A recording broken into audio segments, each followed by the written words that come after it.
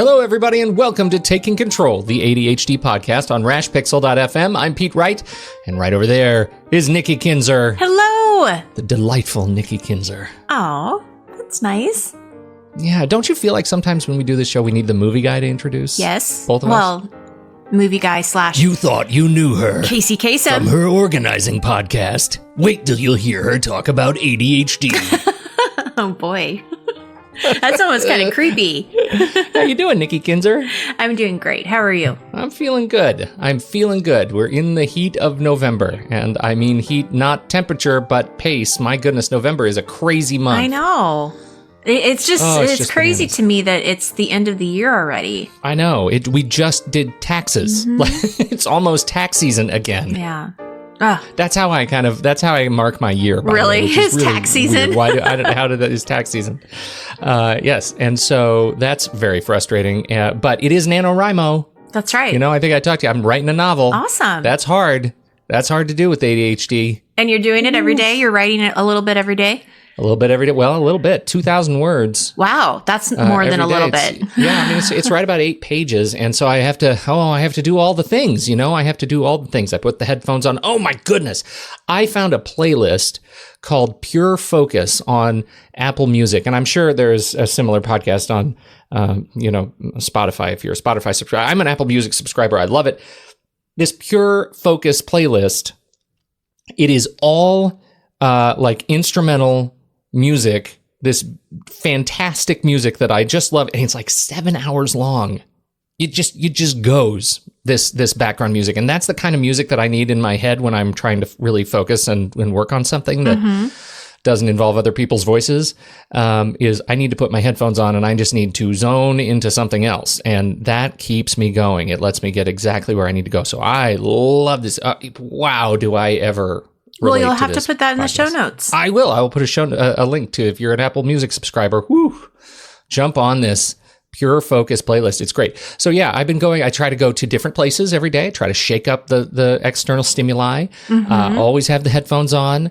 I'm trying to do, there's a balance, between creating rituals that help inspire me and creating enough variety that I don't get bored and distracted.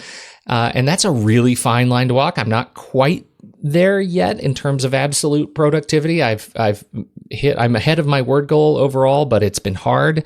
I'm trying to do it in multiple little sessions, doing all the things that we talk about to try to achieve this. But it's hard. If we have any listeners who are also on the NaNoWriMo 2017 train, please reach out to me and let me know. Let's talk about what we're doing to get through it, because I'm telling you, it's tiring. I can imagine. Yeah. What are you going to do, like in the middle of the month, and you're stuck? How are you going to get unstuck? Why would you assume I'm going to be stuck in the middle of the month? That's awfully negative of you. It is negative. Oh my gosh. Well, I'm trying to prepare you so that you know what to do, but yeah, that's not nice. Never mind. I take all of that back. All of this is staying in the show. That's fine. This is a really good reason why we're going to talk about what we're going to talk about today. Right. I'm so excited about this because we're talking about language and the importance in language of language and the language we use to talk about ourselves and our dear friends. So lesson learned: when you're trying to support somebody, don't just assume they're going to get stuck. So you're going to be stuck then, huh? What are you going to do, Pete? So you have that to look forward to. Well, you can reach out to me and I'll get you unstuck. I'll be supportive. Thank you. Before we jump into our language talk, head over to takecontroladhd.com. Get to know us a little bit better. If you want. You might be a little scared of me. You can listen to the show right there on the website or subscribe to us on the mailing list, and we'll send you an email each time an episode is released. Of course, you can connect with us on Twitter or Facebook at Take Control ADHD, or call us at 503-664-4ADD and get your voice and thoughts on the show. We'd love to hear from you. And don't forget 5-star reviews in iTunes and Apple Podcasts, and recommendations in your favorite podcast player helps others to discover the show when they need help. So pay it forward and drop us a kind review. We appreciate it. They appreciate it. Thank you so much. We've got a little bit of feedback. Some questions came in over the interwebs. The interwebs? They did. They did. You want to read the first? Well, you should read both of them because you're such a better reader than I am. See how supportive that is? Movie guy is back. No, you can't be here right now. I like to read email. No. I got multiple people in the room and in my head. Here we go. Victoria has written in with a question. She says this: I'm having a hard time bridging a gap between my parents' outlook on medication and my newfound decision to start taking ADHD meds. They both come from families with addiction problems and poorly view mental health, and I'm nervous about trying to talk with them about it. I want to tell them, and I hope for their understanding and support, but they have a strong history of being gently ignorant and sweetly biased and unsupportive. I still struggle with a bit with resenting how they dismissed my ADHD and tried to convince me that I should avoid medication. While it's not going to change my decision if they are discouraging, they are my parents, and I want to at least try to connect with them and communicate what's going on with me. Any advice on how to go about navigating this particular situation? I really feel for her. I mean, it's sad because you want that support and you want them to be encouraging of her and accepting of it. But obviously This is not what she has seen in the past. And so, I think when I first read this, my thought was, she mentions in the email a little bit later that she's 27. So she is an adult. Yeah. And, I think what I would do if I was in a similar situation is that you want to share the information with them, but you can't control how they react to it. So I think there's a little bit of thought that has to go into, well, what if they do react in sort of an ignorant, biased way? How are you going to react to that? And, but stand in your truth, because you know that this is something that you want to try and something that you feel is good for you or is going to help you. And so I think that's important that you stand in that and be confident about your choice. But unfortunately, you can't control how they're going to react. So it's hard to navigate that because we just don't know what they're going to say. Yeah, we run into this too, where you get to a certain point. I know, we certainly had this challenge with, grandparents, in-laws, grand-in-laws, who in my own family and long history of people who hit a certain age and it's not that they weren't ever flexible and able to have their minds change, but at some point they just got tired of doing it. So it's hard sometimes to talk to your parents about, something about which they are operating off of, bad information, right? Right. They clearly what you're describing is a set of people who have a deeply held belief about all medications and don't understand the unique properties of ADHD medications. And we've had a number of episodes on this show now where we have talked to experts in ADHD meds and have attempted to dispel the myths that surround medication and addiction. And so we know that there is constantly changing information and data about this. And the latest information is that the meds are okay, that the meds are going to open a door for you to do more things and be more present and be more aware in your relationships. And it's all great.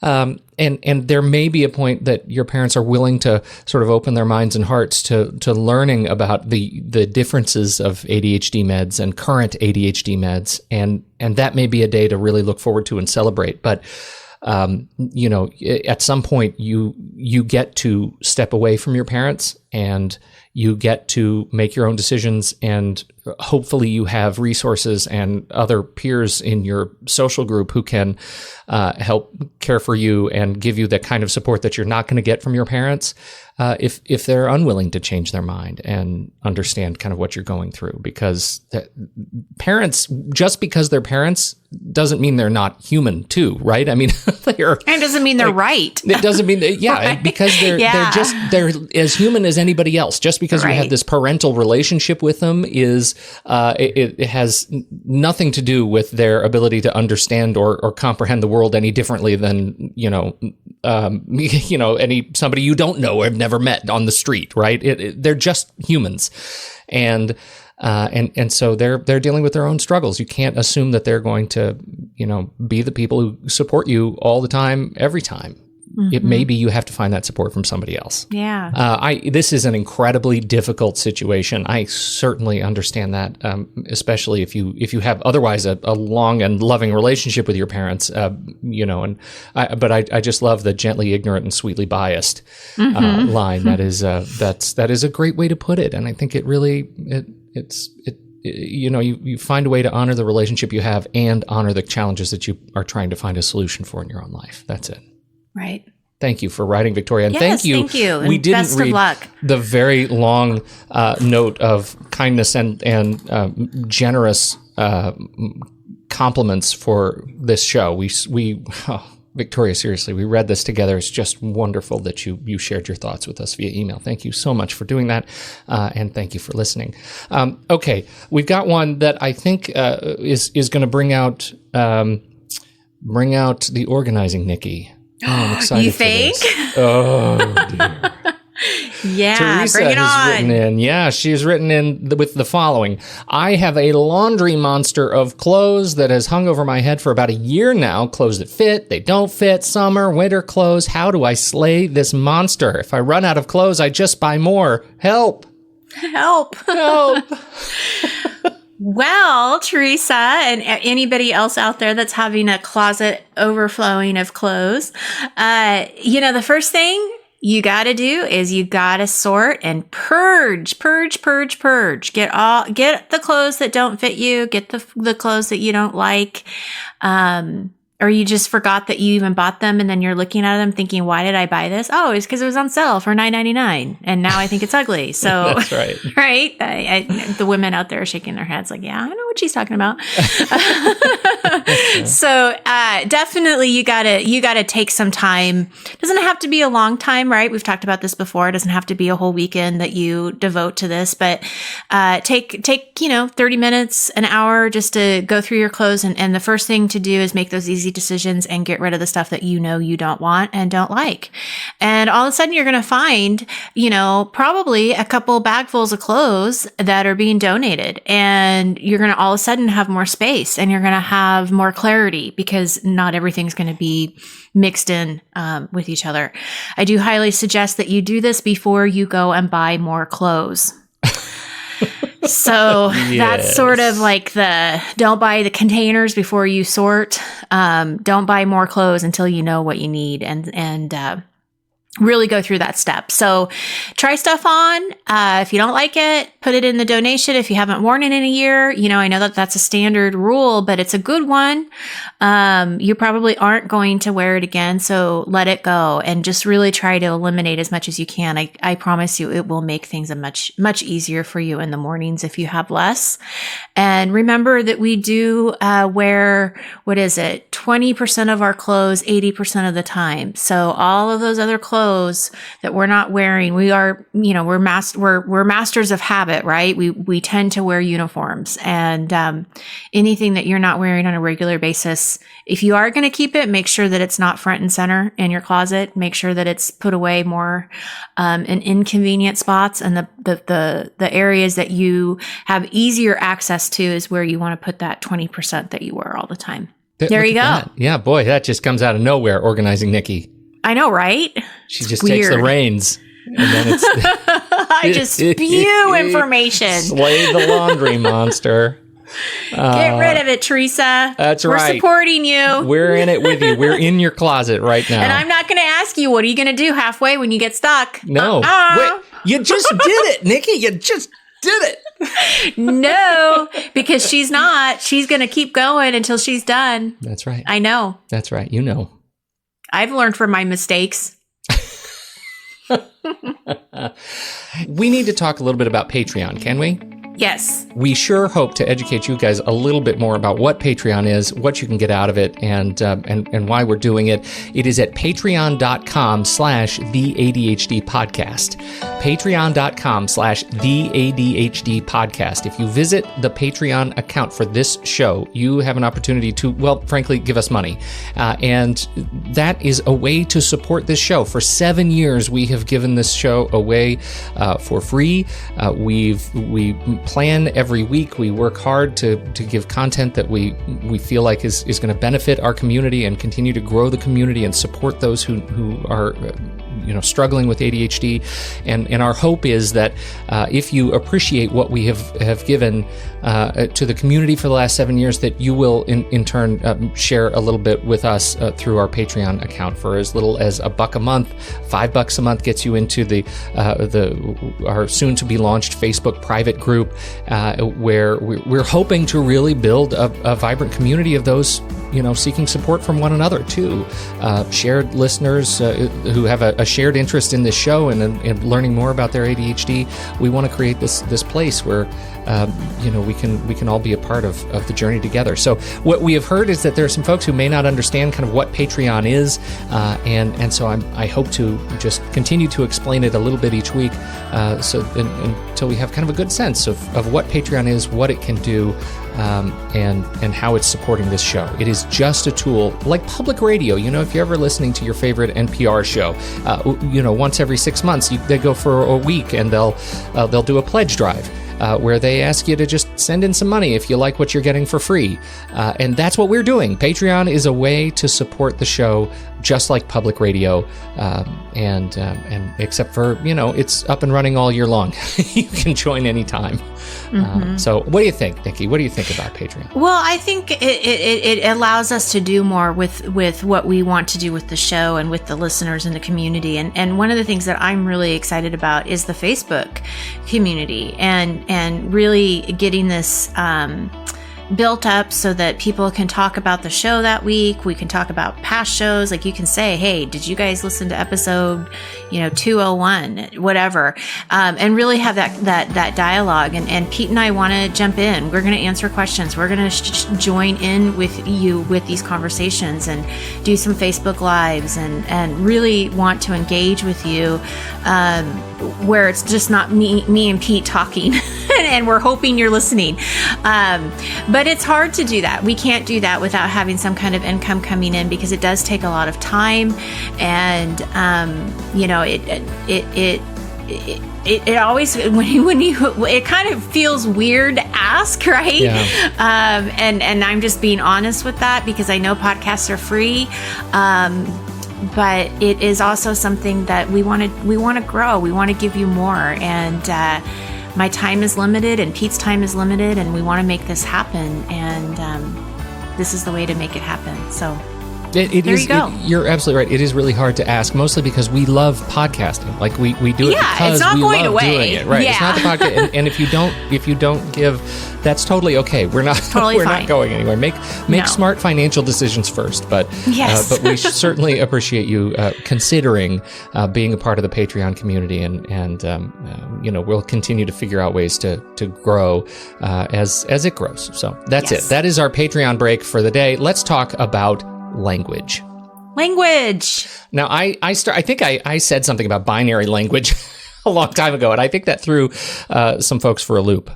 Well, it threw me for a loop. It did? I don't know if you said it to the group or to the podcast listeners. But I don't know. I may have. But I think you said it to me because I remember us talking about the word structure, and which we'll talk about here in a minute. But but I looked it up to see what it meant. And it was all about computer code. Yes, like programming in binary, right? And I'm like, binary? I don't know what. I don't think we want to talk about computer code. Well, and we're not talking about it. See, the problem is all about context. If you just look at binary language, you're going to get stuff about computers, right? Because computers exist in binary, ones or zeros. And I actually think this is really helpful as a way to kind of frame the conversation, right? When you're speaking in binary language, you're speaking in language that has only this or that. Like there's no gray area in the language. There's no room to explore, grow, learn. It's either a 1 or a 0 in computer parlance. It's either a set of two extremes, right? You're either on or off, right? You're either smart or dumb. You're either organized or disorganized. There is no room for any other conversation. And that's what I was talking about, right? It's it's about a set of terms, not a set of numbers in computer code, but a set of two terms that define how you think about yourself and the opportunities that are in front of you, in terms of binary language? What is the language that you use about yourself? And then we get this comment from Alyssa, who inspired you. Do you want to read it? Do you want me to read it, or you want Movie Guy to read it? Oh, I don't really want Movie Guy to read it, because that would kind of take I think you're not exploring Movie Guys, the opportunity that comes with Movie Guy enough, but I'll go ahead and read it for now. We'll talk about Movie Guy offline. I am in the middle of the emotional distress syndrome episode, says Alyssa, and I want to tell you how much it meant to hear the three of you go back and forth dissecting the words manage versus navigate. I thought about people in my life who would not think the difference is significant, or who would accept the change but not want to spend time to unpack it. It's heartwarming to know that there are people who believe in the power of words and who care deeply enough to evolve their vocabularies to avoid potentially harmful language. Thank you. Well, thank you, Alyssa. Now, how did Alyssa inspire you, Nikki? Well, when she wrote this in, and I thought about it, and I remember you wanted to have this conversation a long time ago. Mm-hmm. And that's where I was like, okay, universe is speaking and I'm listening. And so I decided that this was going to be the topic for today. I love it. So that was the inspiration, honestly, is because it meant something to her. And I thought, well, this is a really important subject. And you wanted to talk about it a long time ago, and it just never fit. And I just feel like now is the time where it fits. I think it really does. You know, the episode that Alyssa was referring to was her episode with James Ochoa, episode 314.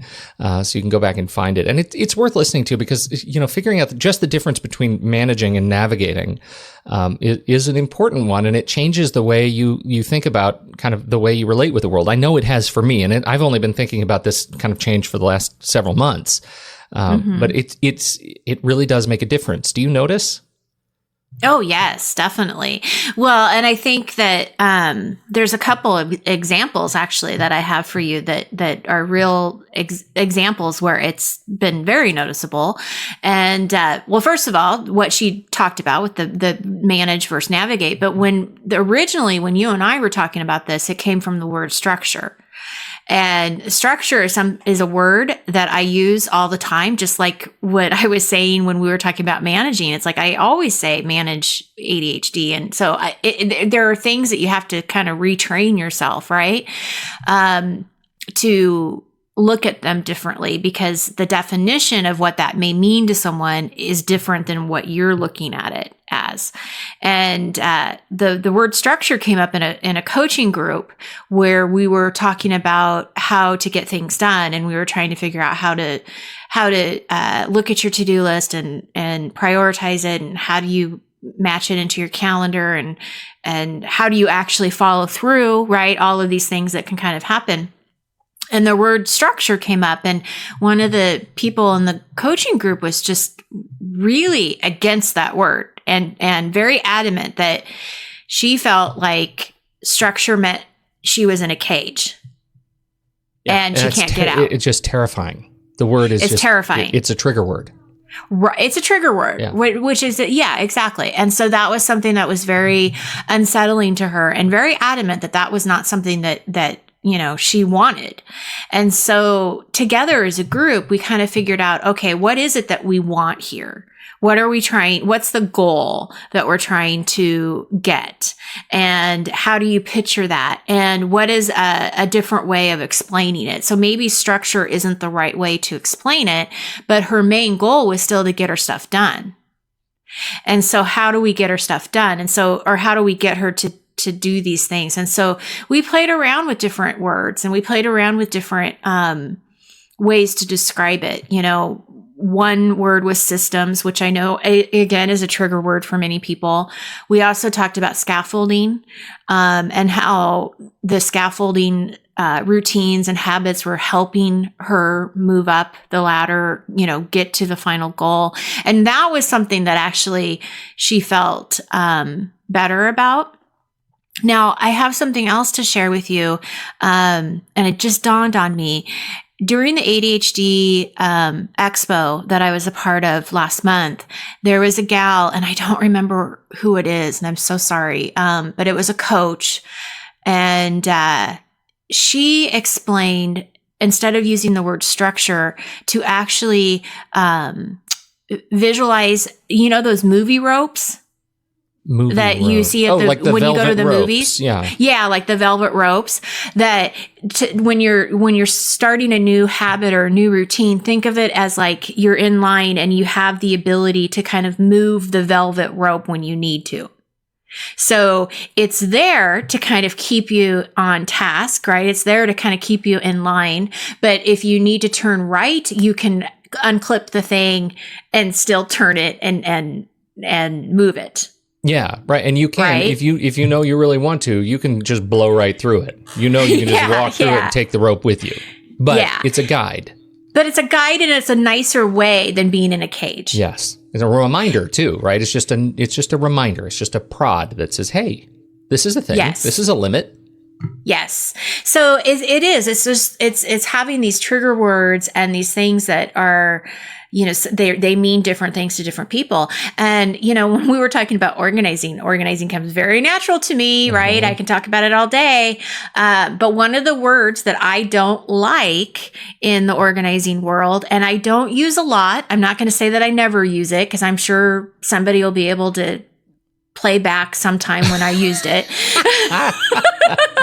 But it is not something I use all the time, is the word clutter. Yeah. And I've you used to, I think, use clutter more just as a definition, right? I mean, it was like, that was a word that, but you're right. I haven't heard you use it in a long time. And even when I was doing a lot of organizing, I still never used it a lot. I was very careful using that word because I've always had a hard time. When I think of clutter, I think of junk. I think of, it must not be worthy of being in your home. And I don't believe that. I don't believe that. I think clutter is just stuff that you haven't put away and it just needs a home. Yeah. And so I always tried to avoid using that word because I didn't want people to feel like I didn't think that their stuff mattered. It wasn't just junk. And so anyway, that was something that really resonated with me. And then I have one more example of a word that I really love, and that's the word kind. Oh, I like that word. Yes, I think that's a really nice word. And to me, when I think of somebody being kind, I think of someone who is giving something to someone with no expectation of getting anything in return. And it's a real genuine act of love and care, you know, you want the other person to be happy. You're being kind. Mm-hmm. So that's a word I really love and I, want to use more of. And I like the word intention, which is not going to surprise anybody. Yeah. Yeah. I'm kind of perseverating on clutter. And it turns out I'm the one who uses clutter more than anybody else. And it's about digital clutter. Probably. The last time you used clutter in a podcast was in 2015, episode 208. But then, man, I use it all over the place. Digital clutter, clear the clutter, digital chaos or clutter. Yeah. I mean, it's hard not to ever say it because it is such a part of an organizing term, right? I mean, it's in the organizing world, but it is definitely something that I try to be careful of. Yeah. You're better at it than I am, for sure. Well, it is interesting because of the power of language. I mean, I am embarrassed that we start this conversation or this show with me going straight to the negative. That's not what I meant. But that's the problem, is that and this is when I was doing some research on the power of language. One of the things I found is that words do come to us so automatically and unconsciously that we tend to treat them lightly and not really think about what we're saying. Whereas you caught that on right away. Like, well, why would you just assume I would get stuck? Like, I don't know why I would assume that. Like, well, and it's so funny, right? Because that becomes a binary word, right? Because it's either you're stuck or you're not. And in this case, suddenly now I've planted that seed that there's an external force who thinks I'm going to get stuck halfway through this, right? When I'm so sorry. It's like Schrodinger's thing. You know about Schrodinger's cat? Like, there's a cat in a box and you don't know if the cat's alive or dead until you open the box. Therefore, until you open the box, the cat is both alive and dead. It's a whole philosophical thing. Anyway, that sounds weird. It's Schrodinger's thing. Like, before you use the word stuck, I may get stuck, I may not. But once you use the word stuck, that word is planted in my head, and now that's the thing. I totally sabotaged you. You've sabotaged me. No, it's such a great example, and such a timely example, though, too, about how easy it is for us to do that to ourselves, right? How easy is it to be in that language of there's just this and one other thing, and it's probably going to be the negative, because that's our habit. Well, and I think that if I was to dig in deep unconsciously, like, what did I really mean by that? Like, where was I going unconsciously? As a coach, I think what I was doing without knowing it is trying to help you prepare if that happened. What are you going to do to get out of it? So I was looking at not necessarily that it was going to happen, but if it did, what's going to push you along? What are your alternatives? What are your solutions to keep going? But it wasn't the right timing either. Well, yeah, but and part of it is like, there is a way to get through the middle of this whole exercise, right? The whole writing a novel thing without ever getting stuck. And that is focus day to day on the accommodations that I have in place so that I never get stuck. What am I doing today to write the next 1,000 words? And if I focus there, I don't ever have to put a flag on the horizon that there is a potential to get stuck, right? I don't ever even have to approach that worst case. And that, I think, is the problem, that language, sometimes the trap that we sometimes fall into with language. Like, if we spend a lot of time thinking, okay, now we've got to be prepared for every horizon, we focus a lot on every horizon. When you're running a marathon, like, sometimes you just need to focus on the next foot in front of the other, right? Like, right, and not halfway through. Right. If I focus on mile 18, then I'm not focused on mile 3. And mile 3, I have to get through today. So, so anyway, I think that's really interesting. It's interesting too, kind of off of your point. One of the things that I find is, I'll talk to a client and they'll say, okay, well, this is what I would like to try to do this week.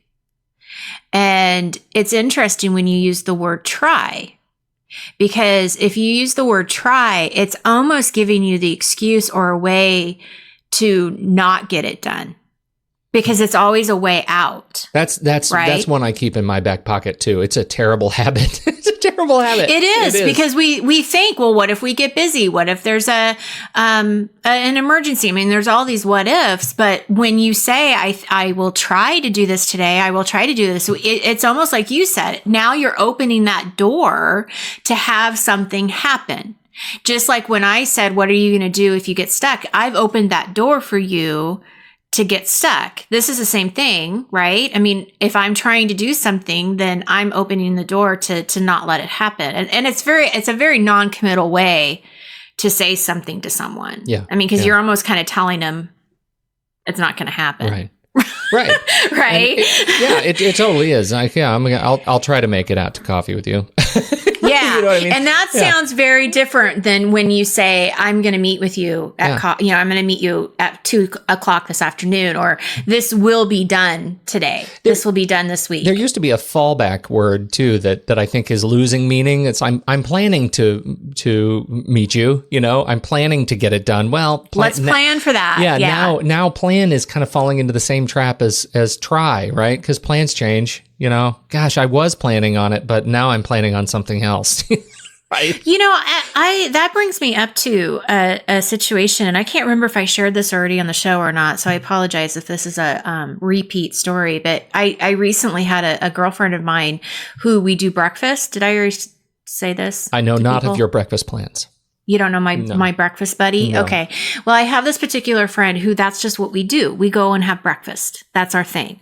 So, we try to meet together about once a month, maybe about once a month, where we go and have breakfast and catch up and everything. And, we hadn't done it all summer long. And I saw her at the beginning of the school year at a, open house thing. And she said, we really got to get together, but, I'm going to tell you, I'm going to wait for you to contact me. So you tell me when it's a good time for you, and then we'll put it on the calendar.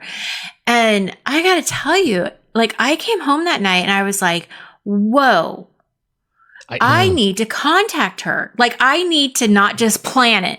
Yeah. I need to not just say, oh yeah, we'll get together and we'll do this. It's like, and so immediately I looked at the dates and I said, okay, well, I can't meet you until 2 weeks from now because she likes to meet during the week and that's hard. Right. Right. When you work. Right. And so I'm like, I don't have an opening until, 2 weeks from now, but let's plan for that. And so we both had it on our calendar as an appointment and we made that breakfast happen. And so it is something like what you're saying. It's like that planning has to turn into action if it means something to you. Don't just plan it, make it happen. And to her, she was settling, she in her subtle way was saying, I'm waiting for you, girlfriend. Yeah. I'll be there when you're ready. I'll be there, but you need to tell me what works for you because my schedule is a lot more tighter than hers. And so she knows that. Yeah. That's fascinating. And that puts it sort of spins into a different conversation about responsibility, and sort of social responsibility. And because I can imagine a situation where that would send me into a flat spin, right? Like, oh my gosh, it's too much. I don't even know. I look at my calendar and everything just turns to like the Matrix code, it's just, I can't read it. What about travel time? Will I have time to travel to this breakfast? You make the time. Yeah, right. See, that was the thing too, is that, when we talk about balance, now we're kind of going off of the subject of language, but I think this is important because a lot of people talk to me and ask me questions about balance. Yeah. How do you balance work and home and being a husband and a wife and a partner? And, how do you do all these things? And I think you do have to make decisions and you do have to be intentional with your time and how you're going to spend it. And for me, when she said that, it was a reminder that this relationship is really important to me. And in order for us to continue it, I have to do my part and I have to make it happen. And so I took a Tuesday morning where, yes, I could have been working. I could have been doing, house cleaning. I could have been doing a million other things, but I wanted to spend some quality time with my friend. And that's good for your soul. That's good for everything. Your mental health and all of that. So anyway, it can put you in a spin, but it doesn't have to. Yeah.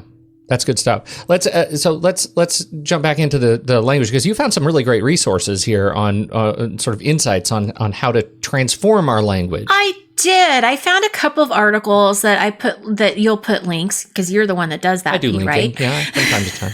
You'll put the links in there, but there were, one of the articles is kind of old. I mean, it's like from 2005, but it's still really relevant. So take a look at that. But yeah, there was some really good information to just, again, about saying, I want to do something rather than you have to, and just how that changes your thought process. And we talked about this a long time ago. I remember, I get to pay, I get to pay my mortgage this week. It's like, it's a privilege. I get to have a house to live. Like, I don't have to worry about this. And so even though it may be a pain and it's a lot of money and it's like, but it's still something that we're grateful for. So it's kind of changing the spin around wanting rather than having to do it.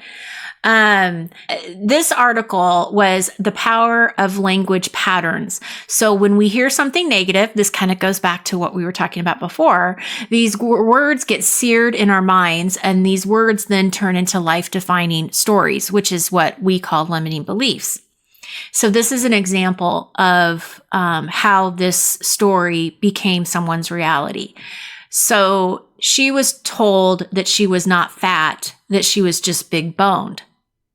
So for her, the story was, I hate my body. I need to exercise even more, but then nothing really ever works for me. Maybe there's a new diet I can try, but what if that doesn't work either? Why do other girls have it so much easier? I hate my body. Mm-hmm. That was her story. And then the reality, unfortunately, is that now she has body image issues and could lead into potential eating disorders.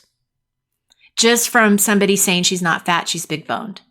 So the power is obviously extremely impactful.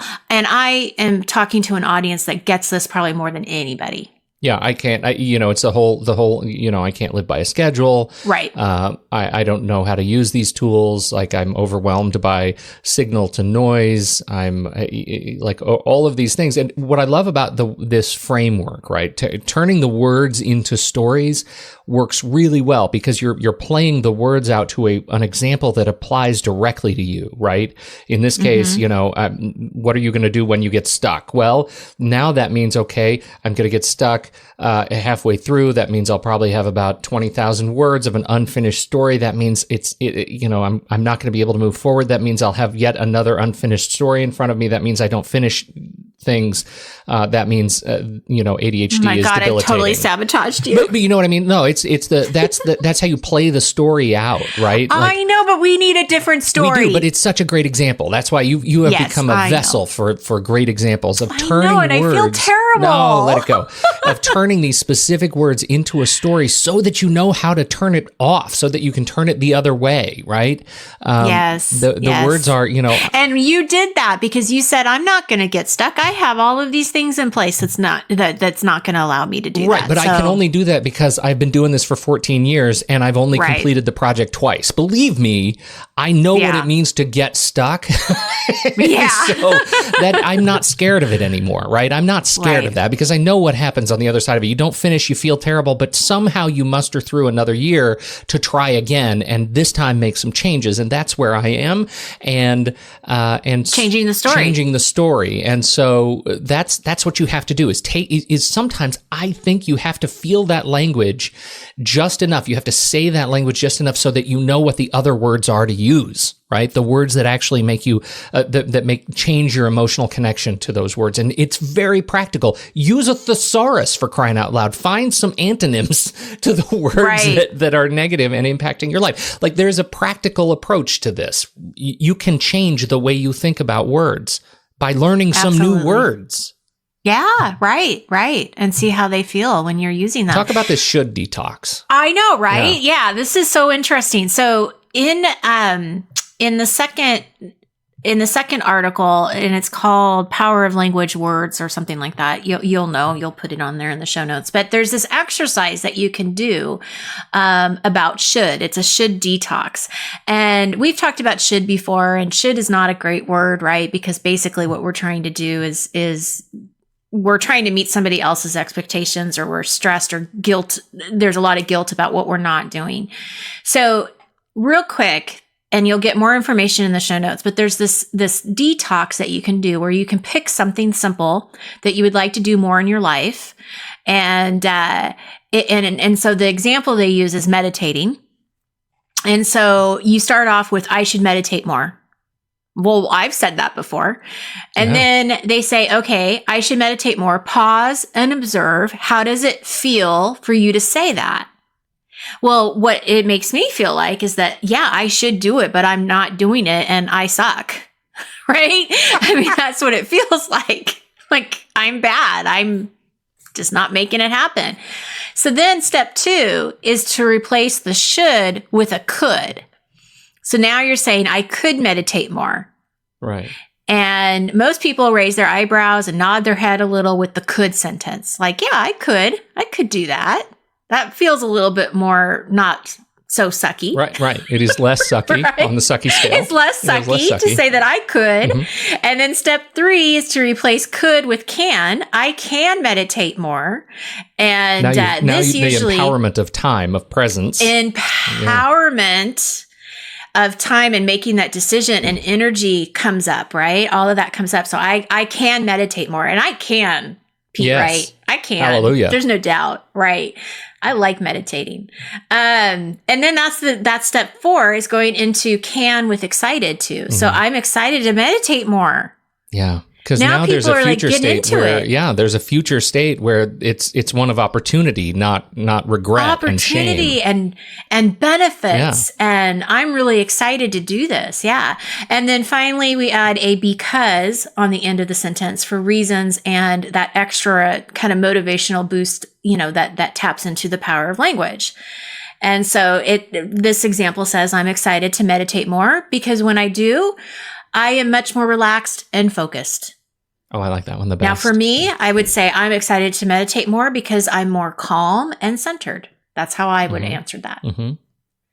So everybody has their own reasons why they do things, right? And so anyway, I love that. And I would say take a look at that exercise because it really does change even just the energy, I should to I'm excited. It's completely different meanings. That's fantastic. There you go. I just did that whole exercise with replacing meditate. I should meditate. I could meditate. I can meditate with subscribe to the ADHD podcast on Patreon. And I'm excited to subscribe to the ADHD podcast on Patreon. It totally works. All right. And we're excited to have you, Pete. Thanks, everybody, for putting up with me. We can't wait. Yeah. And me, because, boy, learning. It's a tough day for you, Nikki. I hope you don't feel like this was a pile-on, but you really are a great example. No, it was great. Yeah. It was a great example. So I hope everybody, appreciates my flaw. Not at all. Not at all. This was really good. Thank you so much, everybody, for your time and your attention. On behalf of Nikki Kinzer, I'm Pete Wright, and we'll catch you next week right here on Taking Control, the ADHD podcast.